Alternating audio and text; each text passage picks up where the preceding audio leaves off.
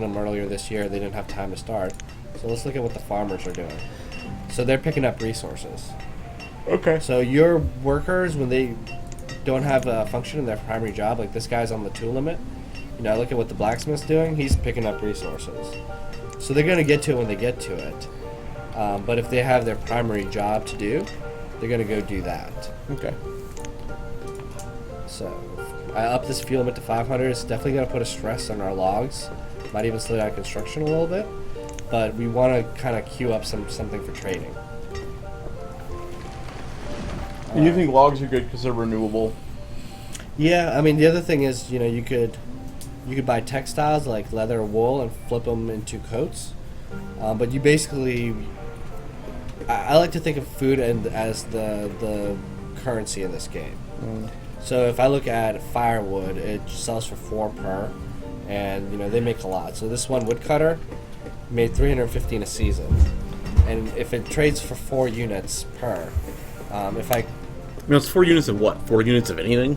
Yeah, I mean it's just units. So it's just a 1-to-1 unit thing. Yeah. So if you trade the easiest thing for the most difficult thing, you get a 1-to-1 ratio.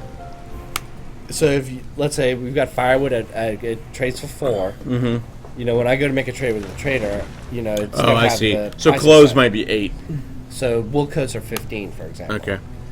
But Okay. let's say food is 1. So this 1 firewood, if we had this much in excess every season, that's 1,200 extra food Gotcha. on a trade every year from that firewood. If we look at what our gatherers are doing, that's It's about what an entire gathering hut and 4 people. yeah. So now your one firewood guy is producing as much as 4 gatherers, but only through trading. Yes. Which, but you you know. still need to bring the logs in, so you got. So this is really logs. like an experiment in like specialization of as a economy specialization and how that allows economies to grow. Sometimes it goes good, and sometimes it's horribly wrong. But I think that's one of the interesting mechanics in this game is that you're really dealing with some of the stresses of like actually building a village out. Like I keep thinking to myself like Jamestown or whatever, like oh no, the cholera's hit. I'm sure some people like that was their experience. Yeah, I mean their colony just died, so we can put houses there. So we've got this guy. He's ready to move out. He's a farmer, Parias. He wants to move on. We've got another one. Next year he'll be ready. Yeah. so they're gonna age 4 years for every year. 5 for every 5 game. for every one. Okay. So I'm going to drop another one here. We'll drop one here. We'll pause it. And then we're just going to drop a little stockpile here. So when the trader gets resources, he can just take it across the street. We can't really fit anything else in there. So food goes in a barn and everything else goes in. A stockpile. Well, I mean, not Yeah. just food, but you got tools. Okay. So anything but raw resources goes in a barn. So that's rolling. We're out of logs, Could be worse. We just need more people. So we've been playing at 5:10. I usually play this at like 10 speed. And just, pause for the oh shit moments. Let's assign that. So we're out of laborers. So I like to always keep 1 because what happens is if someone dies of old age, starvation, or for any reason whatsoever, if you have a laborer, they'll automatically replace them in that job slot. Oh really? So you don't have to really pay attention too much to kind of keeping it up. Like, it'll keep it balanced. It'll flip it. So what do you feel about the labor ratio? Do you feel like you only really need 1 because there's typically some idle people? If I had 30 laborers, like on backup, and like we're sitting on a population of 500, like that's fine. It depends on the size of your account. Okay. So we've got a total population of 24. We can't really do much of a backup. If we had 240, we had 10 laborers, like I would be content with that. All right. So that's actually going through right now. Oh, that still makes me sad. So this guy's producing decent food. Not fantastic, but he's getting leather, which is important. Get our clothes back up. And they're better clothes to it, aren't they? No, these are still hide clothes. I don't Okay, have so any until you wool. get to wool, they're not better. Yeah. Okay. Let's go ahead and span this out. Flush that out. I've got a little OCD. So have you ever seen is a fire just a disaster? Yes. So you don't need a well if you're not running disaster zone. Yeah. You know what I mean? I would like to show the experience of what this game, some of the frustration and joy of it, but I think for the sake of showing more, like not dealing with a disaster and losing the whole town. I mean, my understanding is like disasters are pretty much like fatal. Like they set you back to like Not all zero. the time, you know. It depends on your town and your buffer. But if you're running on like a razor thin margin of food or any out of resources that you're relying on, you know, a disaster can send you spiraling down. So to see kind of how we're doing, you need a town hall, and it's a pretty massive investment. So you need a town hall in order to see how you're doing with what. It'll give you your stats. So you haven't built one, have you? No, I've never built one. I certainly wouldn't have thought of building one this early. Or what I'm seems gonna place it. I'm gonna see if I can get the resources. Okay. But I think it's gonna give you some good vision. So what does it tell you? Like, It tells you your population graph, you know, over different intervals, Okay. like last 10 years, 25 years, breakdown of children and students. It tells you your production, okay. in general, of, you know, all the different resources you have and your consumption. So we'll start to give you a little bit better data that you can plan for larger. So if I can look communities. back at a year and go, you know, last year was a surplus of 5,000 food, you know, I have a little bit of a buffer, you know, I don't have to focus on that. But as you're building your kind of food reserves up, you know, you might realize it's going down year over year. You know, I need to be more aggressive in either my production or my trading. So it does give you some long-term planning. I guess that's going up right now slowly. Let's see how this is doing. We're late summer, so when autumn hits and they start harvesting, you know, we are going to get a bump. This is actually our first harvest season. So even with 2 laborers, you can just see, like, you know, it's starting to roll. Yeah. So I mean, I had like 5,000 food stocked every year. Oh, that's what you capped out at? Yeah, I had it in one of my towns, and then like, for some reason, even with that, like the guys like ate all the crap once. I only had like 30 people. That's not much of a buffer. Really? Yeah. Huh. So that's coming up. So 580, 600, still going. Now I could assign one more here and it'll just speed this up. The risk is you don't want to get to winter, have it start snowing on your crops, they'll start disappearing. So you're going to lose part of your harvest if it takes you too long. So you've still got late autumn to kind of go through, and this is horrible. And if we're watching what they're doing here, they're literally going next door and dropping it off here. So it's not that horrible. It's cutting it a bit close, but I think we're going to get like a full yield out of it on 2 farmers. That's not bad, 1,100. I should build another one. So the laborers don't come in and help at all. No. I mean, that would be cool, but... So the laborers are purely moving resources, harvesting, and basically putting resources down into buildings ahead of... That's all they're used for, really? They don't harvest? I don't think so. You have to be an Okay. assigned farmer. I mean, I'm sure they do more stuff than that. Like, I don't want to undersell the labor, like, class or profession, but... Yeah, I'm just trying to understand, like, their ratio.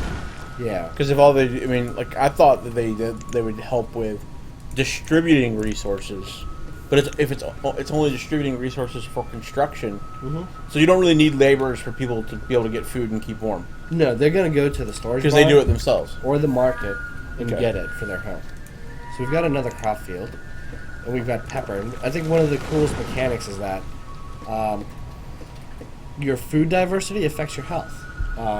So if you're eating just like straight up fish every day, like I don't think that's a healthy diet. I mean, it's certainly livable, but you know, you start mixing in like you got onions, mushrooms, berries, fish, wheat, and venison. Like you know, you got some like Iron Chef type deal going on. Like you're gonna be pretty healthy. The village's ingredient for today is... So earlier on, I'm pretty much always just kind of checking to see if I need another house. We've certainly got the food, the tools, and the clothes on the upswing, and we've got a couple more people here. So I'm going to go ahead and bring up my foresters to 4, just kind of get my logs rolling a little more. Let's bring up my hunters to 3, and let's start with that. But we do need another house. I have one right here, kind of ready to go, and I just unpause, and I'm going to queue up another one here.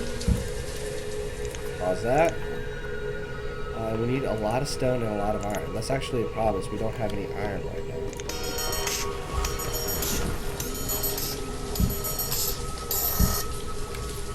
And early on, like, our main use of iron is tools. And we have the tool limit at 50, which is what it's set to right now. So it's not a huge issue, but we need 48 iron for this. You know? And in some of these buildings, like, we took 40 iron for this, and I'm glad it's coming up. I'll let people watch it here, because, you know, I think this is actually pretty cool. I wish they had more building animations. You can kind of see the structure come out. So how's this go? Not great for one guy, but, you know, 260 fish for one season compared to 1,300 for 2 people. Like, that's just dramatic. But it does give you some diversity. Yeah. Whatever that's worth. But, you know, if I had more people, you know, I'd certainly max out my fishing docks, just kind of keep food going. They can fish year round too. Oh, yeah. So they can fish in the winter and stuff. Still going. So this actually takes a long time to build. Like, I'm at 10 speed. So if this is at 1 But speed. you've only got one builder. True. It might cut it in half. Actually, 4 people can work on this at once. So there is a limit on the number of builders. So you could have a building that takes 4 people, but, you know, you got 20 builders this time. It's not really doing you any good. Oh, look, it came up some more. It almost looks like a structure. So, woodcutter is doing this thing.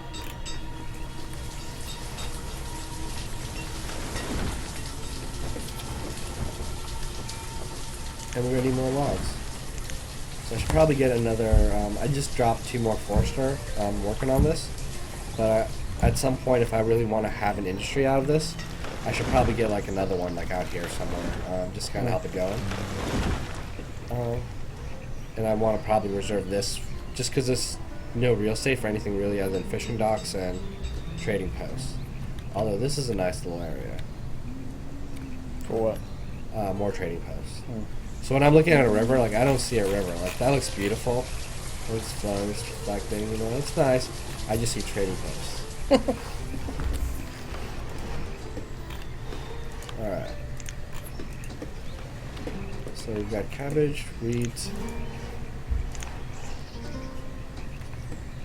and that's almost done. So you have to assign some traders. We're going to assign just one. And what that's going to do, it's going to slow down his ability to kind of pull resources in, take resources out. I don't know if it affects the frequency of when they come in. I think that's set, but, you know, someone can certainly correct me if I'm wrong. I haven't dug into it that deep. And we're almost done. Oh my god. Yeah, it looks like you got enough of a backlog to get your town hall. Yeah, so I upped the limit here, and we hit the limit again. I'm gonna pull some out here. So I'm gonna assign 1 trader, and I am content with that. And what we want to do is basically you have a desired count here, and that says try and always keep this value in here. So I'm gonna say, you know, I want to desire 300, and that's just how much it's gonna keep in stock. And then you've got a couple screens. If a little merchant, like a little boat, comes up, they'll come here and you can make a trade manually. You can order stuff. I don't really recommend it because you pay a premium, which is why, again, having more trading posts and not having to order specific things every time they come just kind of helps with your trading values. So over here I can say auto purchase when merchant arrives. Okay. So I've got. So the first screen inventory is what you're going to keep on hand to trade. Yes. Okay, and then the trading window is what is available to trade, basically. Yeah, and when the merchant comes here, you can make those trades. And then this Manually. third screen And is... third is like the auto trading. So when a guy shows up, and I'll just do it when he leaves right now, so I have a chance to kind of Okay, so then make you a could trade jump in myself on before they go, and I say, you know, I want 1,000 logs. You know, if I can take up a second woodcutter, that's just better margins for me. So that's the first thing I want to do. I want 25 stone, 25 iron, just kind of help flush it out. We're still pretty early, so we've got quite a reserve. What I'm concerned about is, you know, if we have to start harvesting down here, that is a death march. Yeah. So we'll Let's see if we can get another 4 sharp set.